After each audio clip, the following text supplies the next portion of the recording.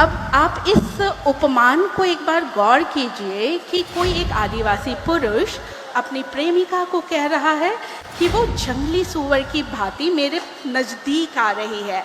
आज कोई बॉयफ्रेंड अगर किसी गर्लफ्रेंड को बोलेगा तो तमाचा तो मिल जाना है, लेकिन इस चीज़ को जब गांव में खोजने की कोशिश की तो बात ये निकल के आई कि जब आदिवासी कुड़ुक समाज खेती पे नहीं आया था, वो शिकार परंपरा में था, तो उसने अपनी वुमेन को सबसे मजबूत, सबसे ज़्यादा जीवट जिस जानवर में जान होती है वो जंगली सूअर होता है, जिसको मार भी गिराओ तो उसकी दूरी बहुत दूर जाके जान खत्म होती है।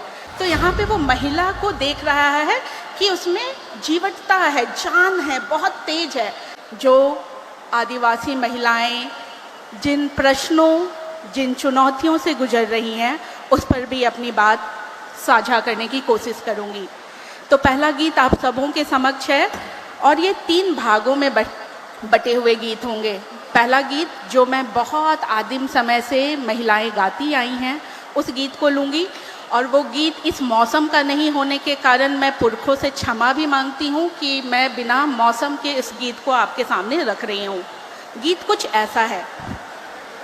इंदिर पूपन, इंदिर पूपन, इंदिर पूपन पेलो मींझेर की, वनवर हाल खेलो कर की बड़ा लागी हो, वनवर हाल खेलो कर की बड़ा लागी। इंदिर पूपन, इंदिर पूपन, इंदिर पूपन पेलो मींझेर की, भग जुगनी लिखा लो कर की बड़ा लागी हो। अर्थात प्रिय है अपनी प्रेमिका को दूर से आता हुआ देख रहे हैं और वो बोल रहे हैं कोई वस्तु है जो मेरे नज़दीक आ रही है। ये कौन सी चीज़ है जो बहुत खूबसूरत है और मेरे नज़दीक आते जा रही है, फूल की तरह दिख रही है, कभी झिलमिलाती हुई वस्तु सी दिख रही है। तो वो बोलते हैं जैसे ही समय पास आ जाता है। सभी लोग केंद्रित है ना, केंद्रित है ना वक्ता के ऊपर, क्योंकि आपको 2 तरफ से बातें चलेंगी, वो क्वेश्चन भी आपका लेंगी और जवाब भी देंगी, ठीक है? तो ध्यान रखिए। चलो, शुक्रिया। तो प्रश्न ये आता है कि जो चीज़ आ रही है मेरे पास में वो क्या है आखिर? तो पहला जवाब आता है, अरे ये तो जंगली सूअर के समान मेरी प्रेमिका है जो मेरे तरफ तेजी से बढ़ते आ रही है। अब आप इस उपमान को एक बार गौर कीजिए कि कोई एक आदिवासी पुरुष अपनी प्रेमिका को कह रहा है कि वो जंगली सूअर की भांति मेरे नज़दीक आ रही है। आज कोई बॉयफ्रेंड अगर किसी गर्लफ्रेंड को बोलेगा तो तमाचा तो मिल जाना है, लेकिन इस चीज़ को जब गांव में खोजने की कोशिश की तो बात ये निकल के आई कि जब आदिवासी कुड़ुक समाज खेती पे नहीं आया था, वो शिकार परंपरा में था, तो उसने अपनी वुमेन को सबसे मजबूत, सबसे ज़्यादा जीवट जिस जानवर में जान होती है वो जंगली सूअर होता है, जिसको मार भी गिराओ तो उसकी दूरी बहुत दूर जाके जान खत्म होती है। तो यहाँ पे वो महिला को देख रहा है कि उसमें जीवटता है, जान है, बहुत तेज है। तो आदिवासी समाज में महिलाएं ऐसी दिखाई पड़ती थीं। ये गीत थे।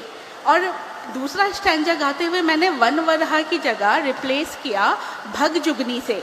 अब इस भगजुगनी में ये आज संस्कृताइजेशन का प्रोसेस है, संस्कृतिकरण का परिणाम है कि आपको जंगली सूअर कहने में अब डर लग रहा है, तो आपने अपनी महिलाओं को झिलमिलाती हुई सी जुगनू कहना शुरू कर दिया है।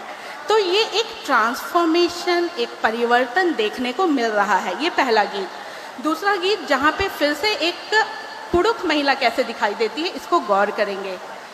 छुट्टी कुन्नाकू कोई टुमकी लिखा खुपा तो ढुकू कोरन भा धीरे ढुकू कोरन बादी छोटे कुनाको कोई टुमकी लेखा खोपा तो ढुकु कोरुन बा धीरे ढुकु कोरुन भादी।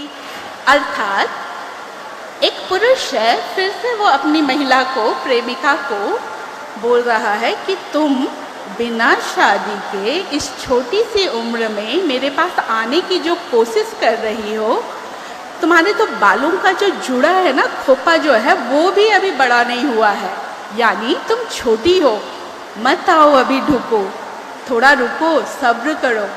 यहाँ पे पुरुष का सब्र देखने को मिलता है, अपनी महिलाओं के प्रति एक सम्मान देखने को मिलता है। फिर से देखिए, ये वही समाज है जहाँ पे महिला को जंगली सुअर भी देखा जा रहा था, और दूसरे में वो जब आने की कोशिश कर रही है, प्रेम का निवेदन कर रही है, तो शूर्पणखा की भांति उसके नाक नहीं काटे जा रहे हैं, उसको किसी और की तरह से दंड और गलत तरीके से नहीं एड्रेस किया जा रहा है, बल्कि उसको वो समझा रहा है जो कुरूप पुरुष है। तो ये एक समझदारी, एक समाज की अपने महिलाओं के प्रति सम्मान की दृष्टि।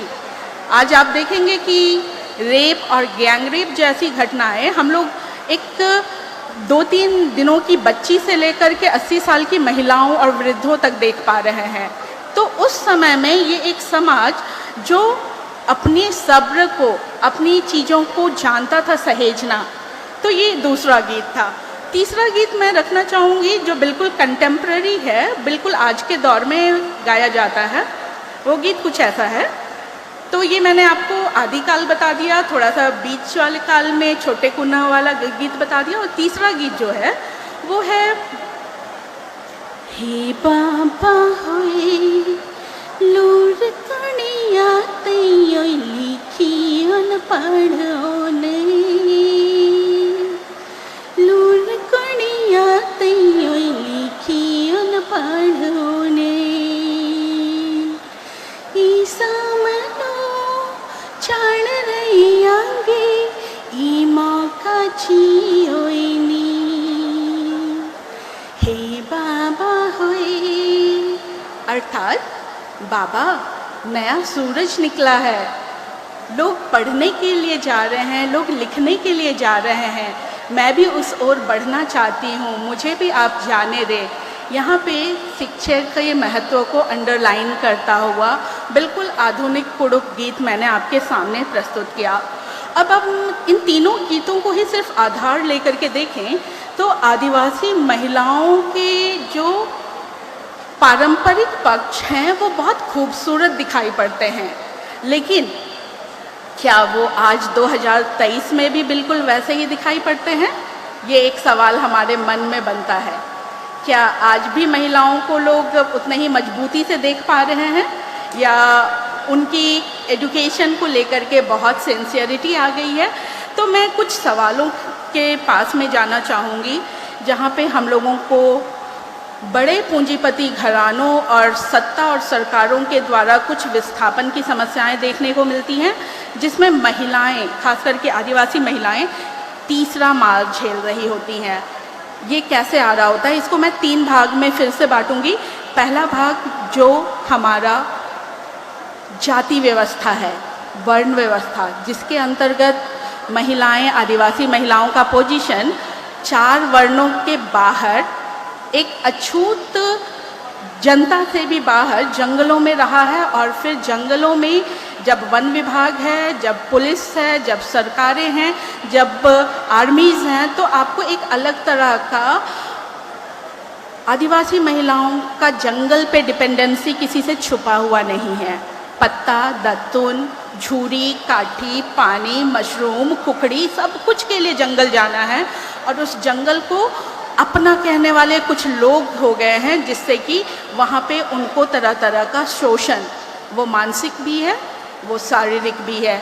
यहाँ पे हर आए दिन हम लोग अखबारों से गुजरते हैं और इन चुनौतियों को देखते हैं और महसूसते हैं। तो क्या ये सिर्फ आदिवासी महिलाएं जंगल में शोषित हैं? क्या परिवार में उनकी स्थिति अच्छी है? या जहाँ पे वो काम कर रही हैं, वो काम का इलाका ईंट भट्ठा भी हो सकता है, चाय बागान भी हो सकता है, रोड कंस्ट्रक्शन भी हो सकता है, स्कूल कॉलेज की सरकारी दफ्तर हो सकते हैं या फिर विश्वविद्यालयों के भी बहुत बड़े बड़े लोगों के बीच का परिवेश भी हो सकता है। क्या वहाँ पे वो बहुत सुरक्षित हैं?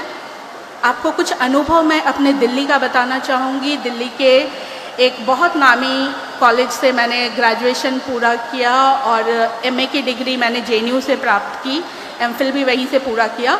तो इस 16 साल के प्रवास में दिल्ली में मैं एक आदिवासी होने के नाते सबसे पहले सिर्फ और सिर्फ जो चीज़ झेलती थी वह थी रिजर्व्ड कैटेगरी होने का एक तमगा सबसे पहले लगाया जाता था।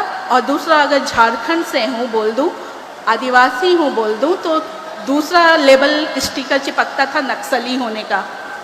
और उसके बाद जब आपने पढ़ाई के बदौलत अपने को इस्टेब्लिश वहाँ पे करने की कोशिश करते हैं तो वहाँ पे ये बात आती है रिजर्व कैटेगरी वालों के लिए तो है ही, आप तो नक्सली लोगों के लिए तो सारा पूरा स्पेस और सारा चीज़ ही अर्बन नक्सली जैसे कॉन्सेप्ट्स लोग लेकर के बात करने लगते हैं। तो कुल मिलाकर के सच को सच कहने का दम जिस आदिवासी कौम ने आज तक बचा के रखा है उस पर हमले लगातार होते रहते हैं।